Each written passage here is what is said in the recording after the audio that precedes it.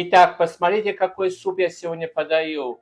Это французский суп с луком. Делается очень-очень легко. И подается он с сыром и с гренками, кусочками поджаренных кубиков хлеба. Я думаю, что вам дал сегодня идею. Так что давайте пойдемте, и я вам покажу, как я это все делаю. Всем приветик! Сегодня хотел бы вам показать, как я делаю французский суп с луком. Этот суп у нас любят в доме. Все спрашивали, когда я буду сделать, и я сегодня решил сделать и показать вам. Итак, приступим. Как всегда, все составляющие этого супа или ингредиенты я подпишу под видео, чтобы вам было ясно. В первую очередь, что я сделаю маленькие гренки, маленькие кубики с хлеба, сушеные в духовке. Можно подавать как полный хлеб. В моей семье предпочитают маленькими кубиками и легче подавать тоже. Итак, я взял 4 слайса белого хлеба. Сейчас порежу на кубики. Таким образом. И на плотве. И сразу скажу, что если вы идете в ресторан и в ресторане вам подают, вам могут подать такую красивую чашечку. Хлеб уже там, сыр тоже там, и все это еще запеченное в духовке. Но, к сожалению, мы не в ресторане, а дома.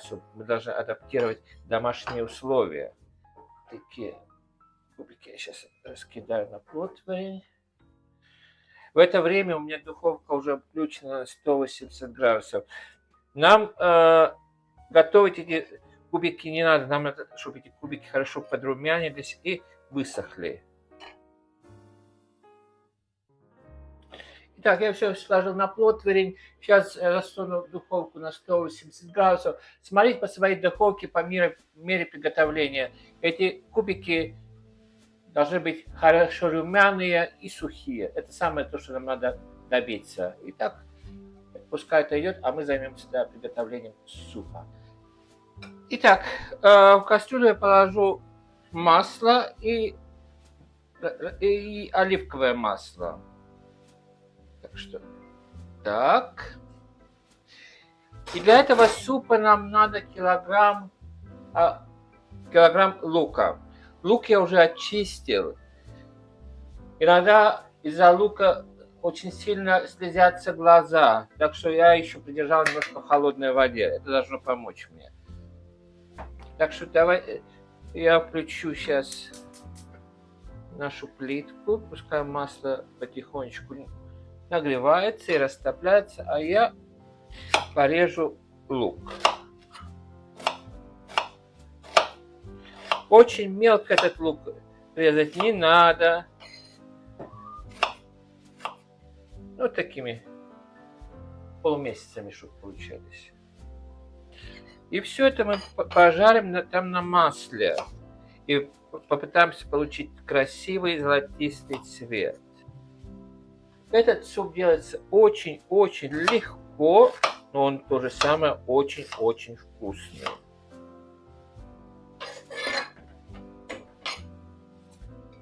Итак, весь лук мы порезали, и теперь мы давайте жарить. И как оно приобретет красивый такой румяный цвет, тогда начнем добавлять бульон. Этот суп можно делать как с вином, но тогда вам надо добавлять 250 мл вина, или как с коньяком, там 50 мл коньяка. Но честно скажу, что мне безалкогольный способ этого супа больше нравится. Потому что я пробовал этот суп делать и с вином, и с коньяком. Да, вкусно получается, но я предпочитаю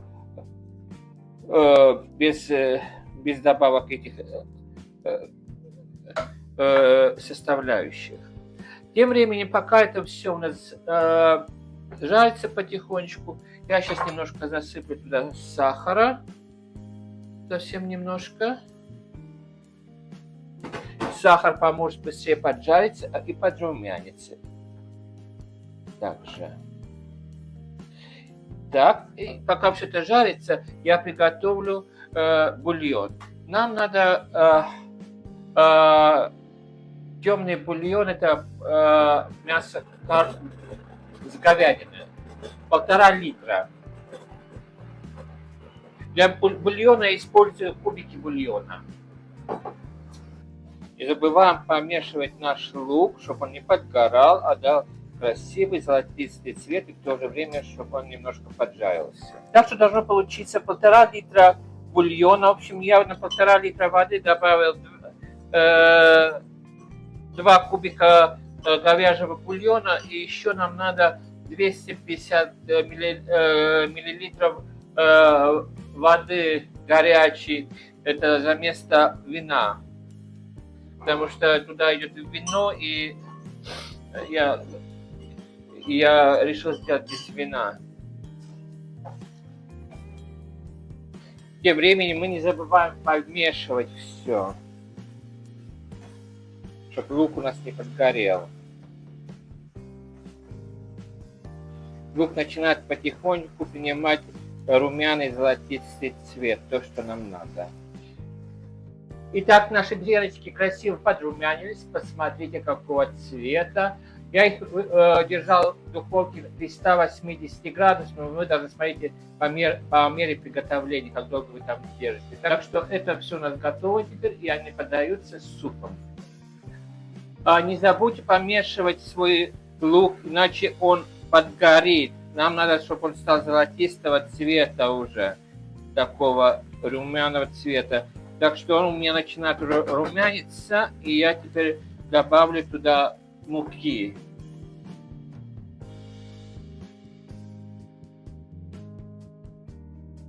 И все тщательно как следует перемешаю и поджарю с мукою. Этот процесс чем-то напоминает, как вы делаете соус дома или подливку. Потому что я первый раз сделал, второй раз думаю, что-то знакомое, а потом до меня дошло, что это как подливку вы дома делаете, соусы. Что-то наподобие такого. Но этот метод они используют для приготовления этого французского супа. И сейчас я туда добавлю немножко 250 миллилитров воды горячей. И теперь я добавлю пол-литра отсюда этого бульона. И еще нам надо добавить еще литр.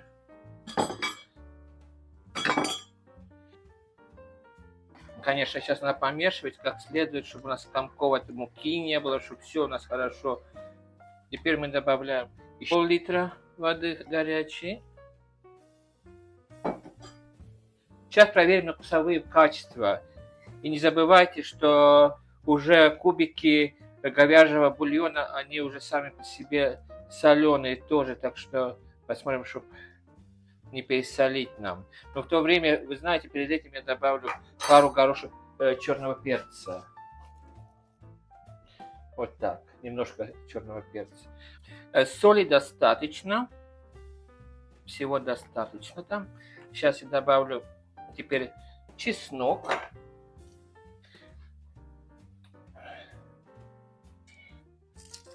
Размельченный таким образом. Итак, суп наш готов. Я сейчас выключу газ и пускай немножко он постоит, и потом можно уже подавать.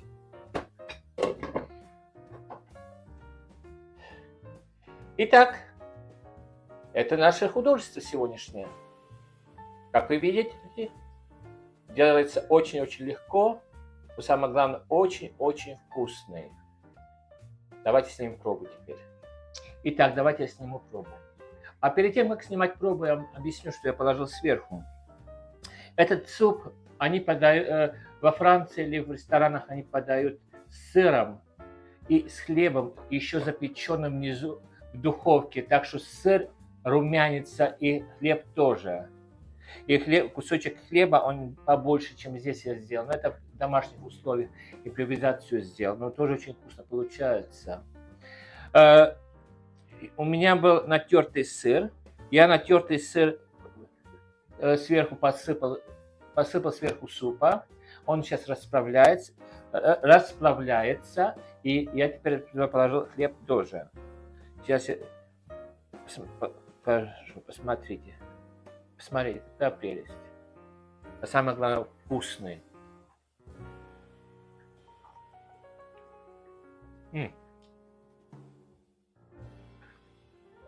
Это обалденно вкусный.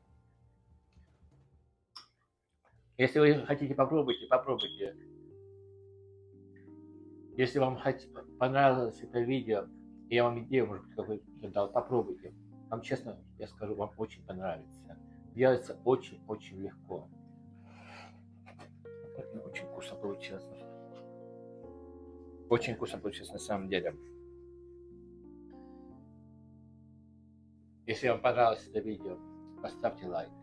Я бы очень признателен, если вы подпишетесь на мой канал, этим вы поддержите. А самое главное вам скажу, это может быть что-то новое для вас. Французский суп с луком. Я скажу честно, это очень-очень вкусно. Честно скажу, первый раз попробовал этот суп здесь в Англии. Где-то лет 20 назад. Мы пошли в ресторан, там подавали, и что-то мне интересно было. Я сам люблю. И думаю, да, закажу. И мне понравилось. И потом я уже стал изучать всякие рецепты и пробовать дома. Я делал и с алкоголем, и с вином, и с коньяком. Все получается вкусно. Но, честно скажу, мне понравилось больше всего без вина и без коньяка, как оно есть. А если вы хотите, то вы всегда можете добавить вино или коньяк. Коньяка сюда идет только 50 миллиграмм. А если во время приготовления супа я залил 250 миллилитров воды горячей. Вместо этой горячей воды можно добавить 200 миллилитров вина. И тоже очень вкусно получится. А на этой ноте хотел бы с вами попрощаться. Желаю вам самого-самого наилучшего. Не болейте и крепкого вам здоровья. Берегите себя и своих знакомых, друзей, и своих близких. И самое главное, всем нам мирного неба. Как и начало сентября, так что всем хорошего начала осени. Хоть это календарный сентябрь, календарная осень сейчас началась. Но всем хорошей осени. И не болейте. До новых встреч. Пока-пока.